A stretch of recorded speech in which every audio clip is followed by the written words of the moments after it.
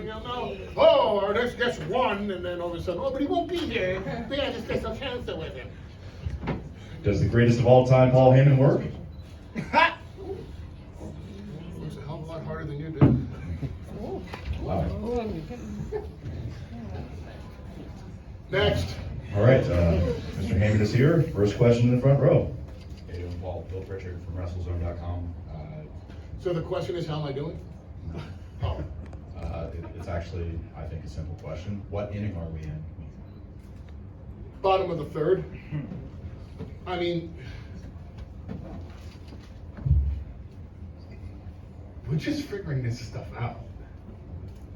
We haven't even hit our stride yet.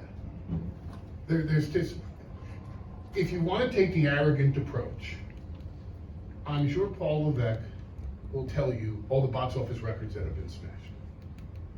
And every Friday night when we show up at SmackDown, we're always told this is the largest gate of this, and this is the largest gate of that. And this is the largest premium live event, and this is the largest WrestleMania. Okay, we can sit there and point to what really drove all of this, and that's quite clearly the Bloodline. And when I say the Bloodline, I essentially mean the Tribal Chief Roman Reigns.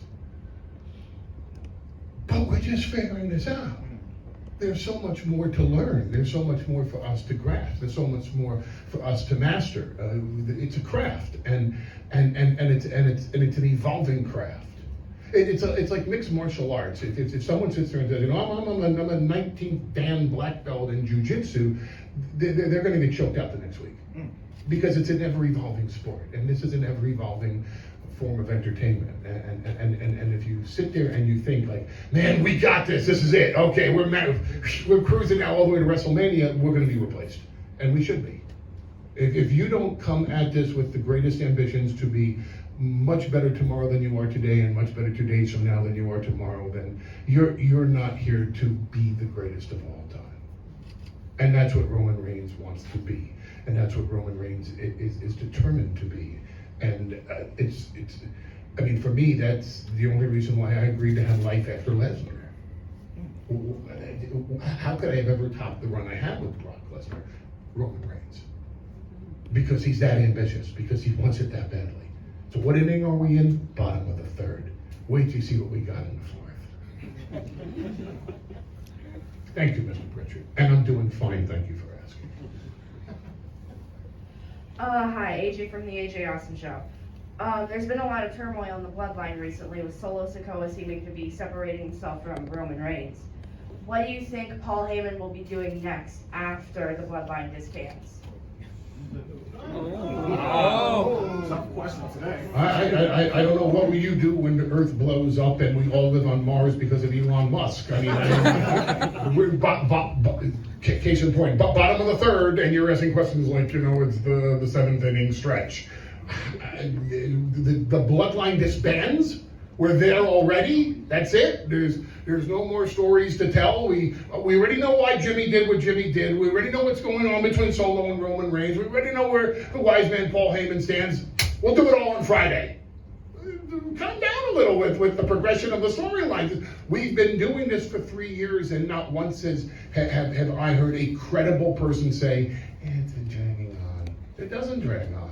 We continue to layer and peel back layers and reveal more things about each persona, where just when you think you have the persona completely figured out, there's something new to learn about that person and their dynamic within the other people in the group. And sometimes it involves people outside of the group, like Sami Zayn. So what will I do when the Bloodline disbands? I don't know. I'll probably be celebrating my 120th birthday by then. And one more question for Mr. Heyman. Hey, Paul, Frank Matthews, Bleacher Report. Whether it be Drew McIntyre, Jey Uso, Cody Rhodes, opponent after opponent, Roman Reigns puts him down, reigning supreme every single time. The fan reaction, deflating the arena after every single one of these defenses. Do you continue to take pleasure after every single one of these wins for Roman, or is it just business as usual, pay-per-view after pay-per-view?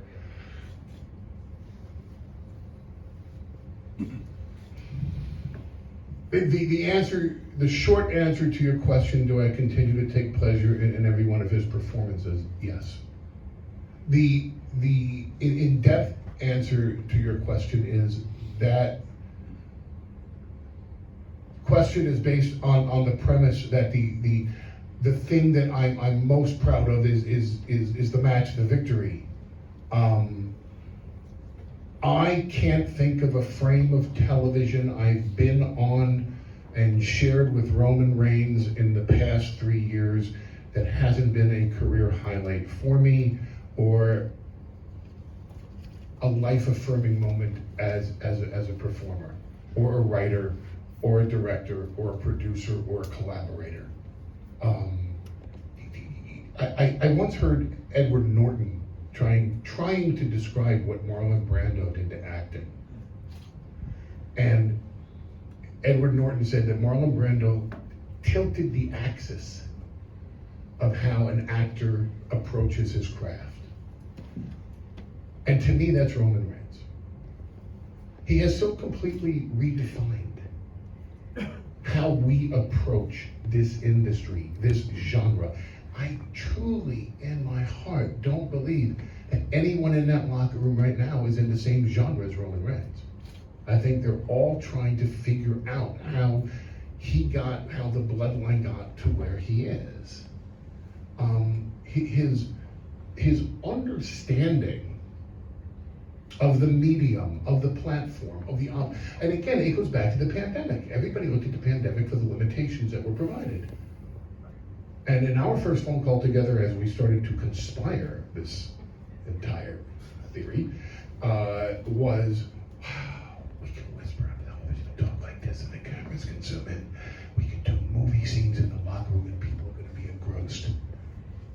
I mean, if I told you 3 years ago that the most highly anticipated moments on SmackDown was not on the set with Caleb Braxton, or with Byron, or with someone that sits here, and this Saturday night will be live at SummerSlam, and your opponent will be coming from not only the Universal Heavyweight Championship, but for the Olafala as well. And your thoughts, Mr. I'm coming in, I'm going to whip his ass, I'm going to do this, I'm going to do that, it's going to come down to SummerSlam.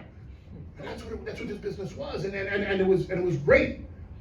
And then it changed, because we could sit there and do movie scenes together, and with each other, and with opponents. But by the time I got on Talking Smack with Caleb Braxton, I could sit with Roman's opponent and literally talk to them about the strategy of the match. I could sit with Big E and talk about his title aspirations when you know that Big E was going to come after Roman Reigns. I could sit there with Kevin Owens on the eve of a match. I could sit there with Edge the night before WrestleMania and talk about what it was like for Edge to have to give up a championship, and now he's coming for it again. And I'm talking with him about it for 15 minutes. And it's not, and your mother sucks, and this wasn't just coming out of my imagination. This was playing off of what Roman Reigns did to tilt the axis. So again, short answer, infinitely proud of every match that he's had, infinitely proud of the stories that he tells, infinitely proud of a D1 athlete that brings a performance that very few athletes, Brock Lesnar, brings a level of athleticism like Roman Reigns does, and very few other people do. But I have found that every frame, every microsecond, 24 frames or 30 frames per second that I share with Roman Reigns is a career highlight for me. It's an honor for me.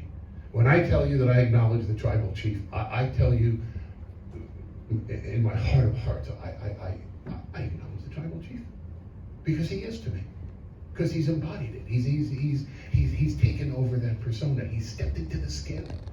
And I would dare anybody, to sit there and say I'm cutting a promo. Because look at the track record. We're 3 years into this. We're only in the bottom of the third. Thanks for your question. Good night, everybody.